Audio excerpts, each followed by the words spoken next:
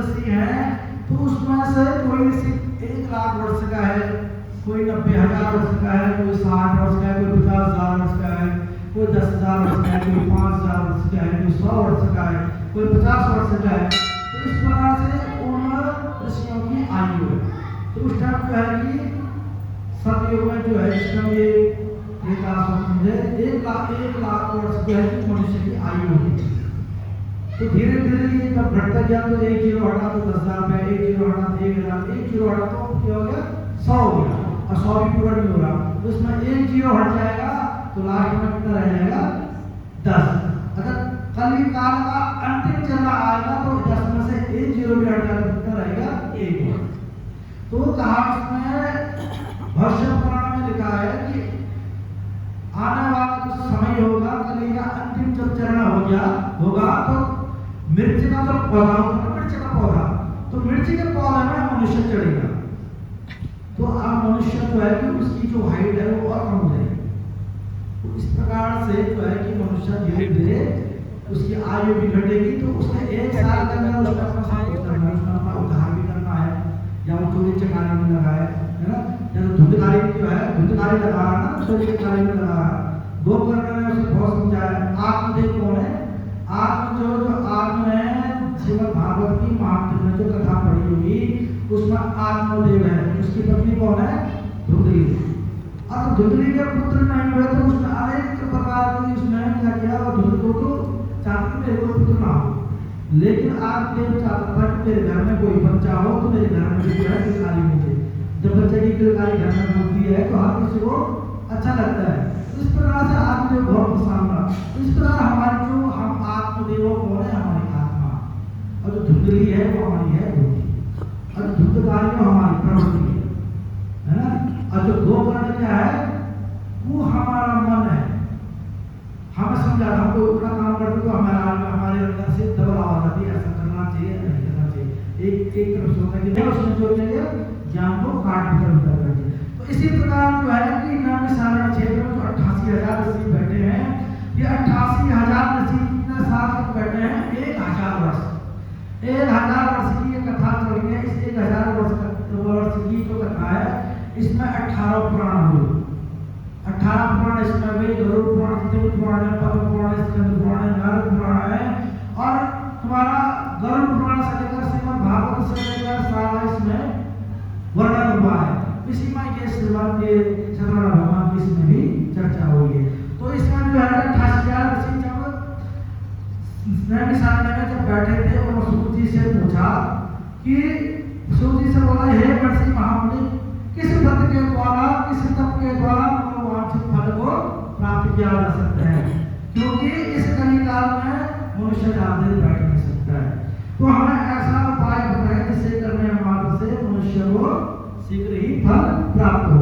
सूत जी बोले, एक बार नारद मुनि ने कमलापति भगवान विष्णु से जिस प्रकार पूछा था उसी प्रसंग को मैं तुमसे कहता हूँ। ध्यान से ध्यान लगाकर सुनो। एक बार नारद जी ने दूसरों पर कृपा करने की इच्छा से अनेक लोगों में घूमते हुए इस पृथ्वीलोक में आए, और इस पृथ्वीलोक में मनुष्य को अनेक प्रकार के क्लेशों से युक्त नाना प्रकार के अपने कर्मों में पीड़ित देखा। नारद जी जब इस धरा पर आए, श्रीमद् भागवत में स्पष्ट लिखा है, जब नारद जी इस धरा पर आए तो कोई शब्द क्या लिख रहा है कि मैं त्यागी हूँ, लेकिन त्यागी तो लिखा है, लेकिन उसके पास क्या है? बंगले कुटी त्याग सब है, लेकिन त्यागी वो नहीं है। क्या है? हे महाभाग, तुम उस चीज को मुझसे कहो। इस प्रकार से नारद जी से कहा तो नारद जी ने बोले, मैं सारी कथा आपको मैं सुनाता हूँ। हे प्रभु, मृत्यु के मनुष्य नाना प्रकार के क्लेशों से युक्त है, अनेक योनियों में भोगते हुए पाप कर्मों को पीड़ित हो रहे हैं। इस प्रकार से हे प्रभु, उनसे उनका इस कष्ट को दूर करने का ऐसा कोई छोटा सा मुझे उपाय बताएं जिससे कि आपकी भी कृपा हो जाए, और सबको मैं इस कथा को सुनाना चाहता हूँ जिससे कि आपकी कृपा भी उन मनुष्यों पर हो जाए और उस कथा श्रवण से उनका भी कल्याण हो जाए। भगवान बोले, हे वत्स, तुमने संसार के हित कामना के लिए यह प्रश्न किया है। अब मैं तुम्हें यह सारा उपाय बताता हूँ जिससे करने से मनुष्य मोह से छूट जाता है, उस इस उपाय को ध्यान रखा करो। हे ब्राह्मण श्रेष्ठ, एक व्रत है जो स्वर्ग लोक में एवं मृत्यु लोक में दुर्लभ, मुझे विस्तार पूर्वक बतलाइए। इसको कब करना चाहिए? श्री भगवान बोले या एकादशी हो गई या पूर्णमासी हो गई, इतना आप कथा को कर सकते हैं, लेकिन इसमें भक्ति एवं श्रद्धा की परम आवश्यकता है। अगर आपने सब कुछ कर दिया तब तो बुरा जाएगा, अगर भक्ति भाव नहीं है तो ये कथा करना वर्जित है। और संध्या की बेला अर्थात बोध की बेला, संध्या की बेला बोलते हैं या जो शाम का समय है ये संध्या का समय बोध की बेला। इस टाइम जो गाड़ियां गाँव वन में चल जाती है ना, तो वन से जो गाड़ियां चल के जो वापस आती हैं तो थोड़ी सी धूल होती है ना, उसे बोलते हैं बोध की बेला। तो ये इस टाइम देख लूंगा बोलता है एक दिन देख लूंगा, लेकिन एक दिन आता नहीं है, वो देखने का चक्कर कार हम कोई देख लेता है ना, पता ही चलता। लेकिन इसलिए कहता है कि मनुष्य का कोई भरोसा नहीं है, क्योंकि ये जो हमारा शरीर है ये मरना है, ये अमर नहीं है।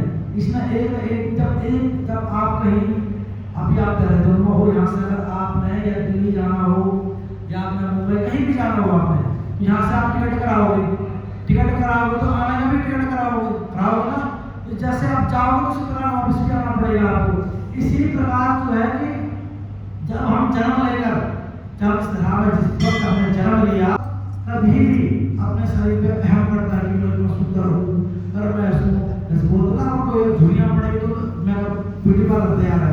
इसी प्रकार से आप झुरियाँ कब तक छुपाओगे?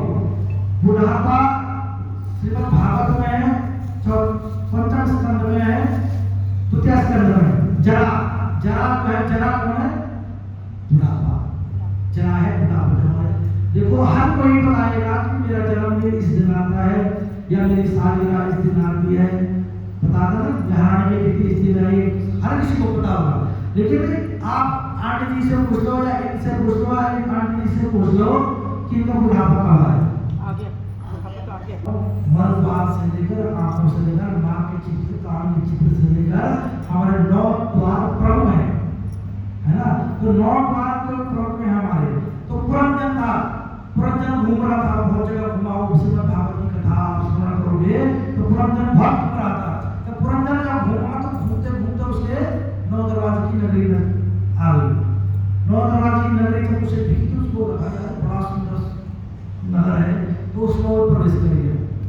तो वहां अंदर कौन बैठा था? पुरंजन ही। आत्मा हंस और हंसनी होती है ना, हम बोलते हैं कि मृत्यु जब हो जाती है तो आत्मा अलग है, पड़ जाते हैं बिना बात पड़ जाते हैं। और सुअर क्या करता है? जहाँ चाहे नाली में मुंह ही मारता है। और ऊँट क्या करता है? हमेशा अपनी गर्दन उठा के चलता है।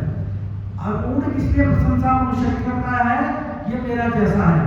क्यों?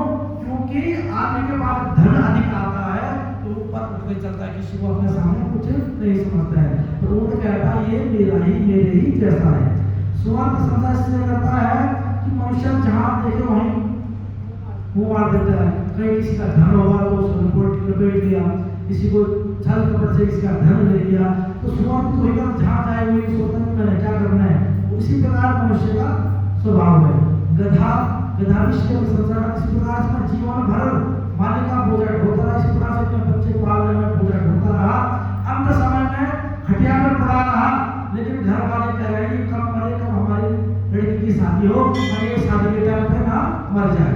और वो सोच रहा है कि मैं पोती की शादी ना हो तब प्राण करूं। तो इस दुविधा में मनुष्य पड़ा रहता है। अब कुत्ता प्रशंसा इसलिए करता है कि जिस प्रकार से हम बिना बात जगह जगह लड़ते रहते हैं, इसी प्रकार मनुष्य भी बिना बात के जगह जगह लड़ते रहते हैं। तो कुत्ता प्रशंसा इसलिए करता है कि भले स्वरूप अलग हो लेकिन स्वभाव तो हमारे जैसा है, नहीं है? फिर ना उसके भी हाथ पांव, उसके भी है आंख नाक खाता पीता सब है, कोई इंसान भी है, लेकिन उसकी बुद्धि पर हमारी बुद्धि पर भगवान ने अंतर दिया है कि हम सोच सकते हैं, समझ सकते हैं क्या गलत है क्या सही है, लेकिन जानवर नहीं समझ। इसी प्रकार से इन 84 लाख जो योनियां हैं, तो पुरंजन जब घुमा तो 84 लाख में घूमता रहा, कौन सा शहर बढ़िया है? आपका लगा कि दिल्ली ये भरवाल ये आपको कोई शहर पसंद नहीं आया, आपको देहरादून पसंद आया। आया। इसी प्रकार से मनुष्य 84 लाख योनियों में घूमा, लेकिन उन 84 लाख योनियों में जो प्रभु के पास जाने का जो मोक्ष का दरवाजा है, उसकी चाबी कौन है? मनुष्य। जब अपने घर को जाए तो भगवान का प्रसाद लेकर अवश्य जाए, और ऐसा करने से मनुष्य की कामना शक्ति निश्चित रूप से पूर्ण होगी। विशेषकर करने वाले अथवा ब्राह्मण को प्यारे भगवान ने उस दुखित ब्राह्मण को देखा। एक वृद्ध ब्राह्मण का रूप ब्राह्मण के पास आकर बाहर आज हम लोग क्या है चले गए।